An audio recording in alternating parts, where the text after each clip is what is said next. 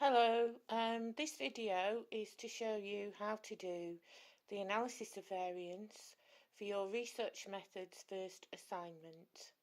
So here I have some data. I've got gender, male and female, and age, two age groups, 18 to 25.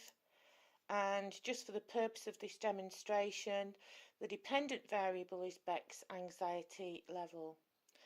So we are conducting a 2 by 2 analysis of variance between participants, and this is how we perform the analysis. The first step is to explore your data. So we click on Analyze, Descriptive Statistics, Explore. Okay, I'm going to add Beck's anxiety level to the dependent list. So this will give us our distribution, our plots, etc. Now some of you have split this by factor. You've added the factors into the factor list, the independent variables. That's perfectly fine, but all I actually require is the dependent list. In the dependent list is the Beck's anxiety, and then what we're going to do first is create a plot. So we unclick stem and leaf, click histogram and normality plots with tests, which will give us our Kolmogorov-Smirnov test. So we click continue and then OK.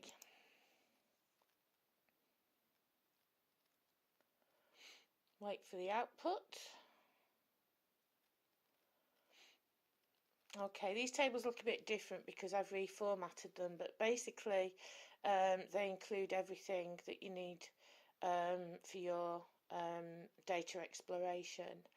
So if we scroll down first to the test of normality, this is the Kolmogorov-Smirnov test, and remember we're looking for a p-value greater than 0.05 in order to assume that our data are normally distributed. We're basically looking at 3 or 4 sources of evidence in order to make our decision about the normality of the data. So in this instance we have a value of 0.07, which is greater than 0.05. So looking at the test of normality, the KS test is telling us that our data are normal. So that's one piece of evidence that we've got so far. The next thing is we look at the frequency histogram, and here we can see we have what resembles a normal distribution. So that's the second box ticked. So far we're looking good. It looks like our data are normal. The next step is to look at the QQ plot. And as you recall from the lecture, the straight line represents our expected normal distribution and our observed values are our data. So if we look at these dots here, these dots represent our data, and as you can see they adhere quite closely to our expected normal distribution should our data be normal. So that's the third source of evidence. Yes, it looks like our data are normal. And then finally we look at our bucks and whisker plot, and here we can see we have no outliers. So from the evidence so far we can state that our data are normally distributed. So at the beginning of your results section, once you've stated your hypothesis or your research question, the next statement is simply that the data did not violate the assumptions of normality. If your data do violate this assumption, we still want you to proceed with the ANOVA. So you can state that the data did not meet the assumptions of normality. However, it was decided that we would proceed with the analysis of variance. So all this just for a couple of sentences. I don't want any graphs, any tables in there, just basically the decision that was made. So if your data are normal, all well and good. If your data are non-normal, then you state that, but you also state it was decided that the ANOVA would be executed in this particular example, because remember, this is about a process and we want you to complete the analysis of variance. So we've explored our data. The next thing we're going to do is the ANOVA. So we start with analyze, general linear model, univariate. Okay. In our dependent variable box, we of course put our dependent variable, which is our Beck's anxiety level in this case. And then in our fixed factors, we place our independent variables. Okay, so now we need to address this group of menus here. So the first thing we look at is plots. So in case we have an interaction, it would be useful to look at an interaction graph. So we move them across. So in this case, gender in the horizontal axis, age separate lines. It doesn't matter which way around you do it in this case, because we only have 2 levels of each factor. So we add them to the box, click continue. We don't need to do post hoc tests because we only have 2 levels of each factor, so I'm going to miss that one. Now in the version 23 or 24 of SPSS, you do have an options option, but you also have something called EM means, that's estimated marginal means, which you will need to click on as well as the options. But the estimated marginal means menu box actually appears under the older version under options. So we click on options, and here we can transfer all our variables over to the display means for. Now in this example, when you click estimate EM means, you will just see this part of the menu. Okay, so click on EM means if your version has that. If it doesn't have that, this option comes up under options. So the next step is to click descriptive statistics, estimates of effect size, and homogeneity tests. That gives us Levene's. The estimates of effect size gives us our partial eta squared, which tells us the proportion of variance being explained by that effect. And because we've only got 2 levels of each factor, we might want to compare main effects under Bonferroni. So we might want to compare different groups. So we'll just click that one and we'll see if we actually need that output or not.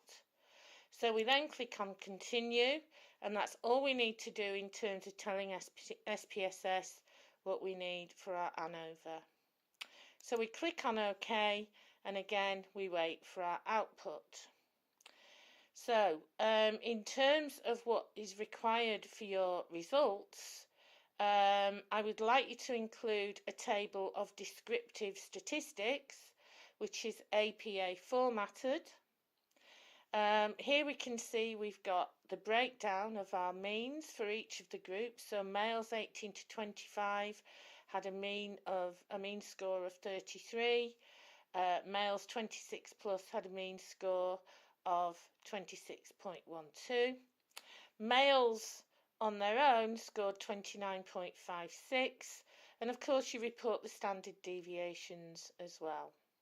The same for females, and then the same for the age group. So this table has all the information that you need in order to format your descriptive statistics. So that's the first thing you include in your results section, and you do include a table, APA formatted. You can talk about the, you can obviously talk about the means and the high and low means, but do not discuss significance at this point because you haven't done your inferential test yet, which is your ANOVA. So the next table we look at is the Levene's test, which tests the homogeneity of variance assumption. And as with the Kolmogorov-Smirnov test, it's one of those tests where our p-value or sig has to be greater than 0.05. And here we have a sig value of 0.34, so we can clearly state that our data do not violate the assumption of homogeneity of variance. That's all we need to say.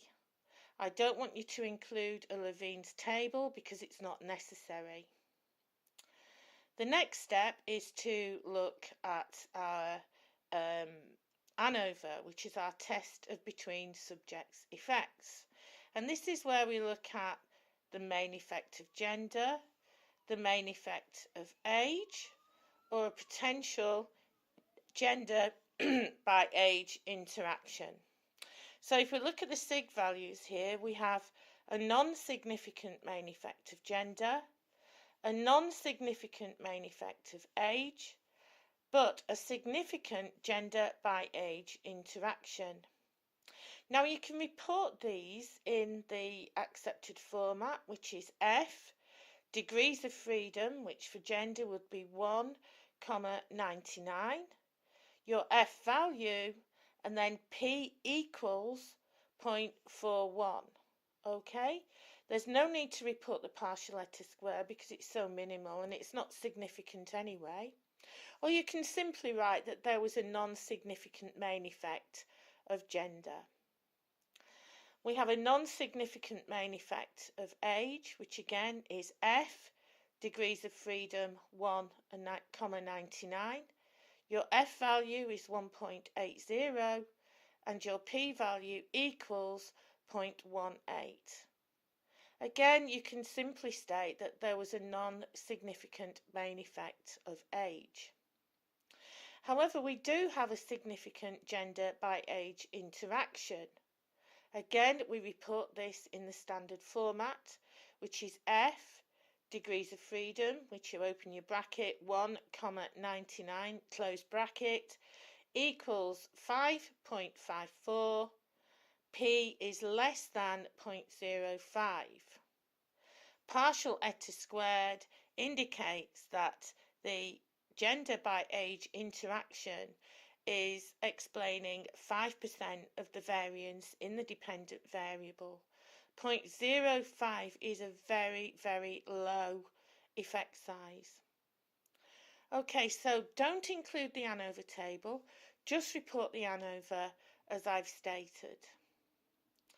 Okay, so the next step that we're going to look at is, we're going to skip by all this because we don't need to look at it, is our profile plot. Because we have a significant interaction, we now need to interpret that interaction. And here we can see we have what's called a crossover interaction, but significantly it seems to be males at age. So in order to interpret this, we can say males who are 18 to 25 score significantly higher on anxiety than males in the 26 plus age group. This seems to be the source of the interaction. We can also comment that for females, this particular effect is reversed, that females in the 26 plus age group seem to be scoring higher than they are in the 18 to 25 age group. But the source of the interaction in this example appears to be males at age. Okay, so we report that, say a little bit about it, and then finally at the end of our results section we just summarise what we found. Okay, so the results indicated that there was a significant gender by age interaction, and that males in the 18 to 25 age group seemed to score significantly higher in anxiety than males who were 26 plus, and that there were no further significant effects. And that completes your results section. So in terms of what you include, yes, we want you to report the normality, but just in words. We don't need any graphs or figures. The only tables you need to include is your table of descriptive statistics. That's all you need. Further, if you do have a significant interaction, then you would include your interaction graph, but only if you have a significant interaction. And don't worry if you haven't found any significance. This is an exercise and we just want you to go through the process. Of course, what we would like you to do is include your output in your appendices of your report. But other than that, the results section is quite straightforward, and I hope this has helped.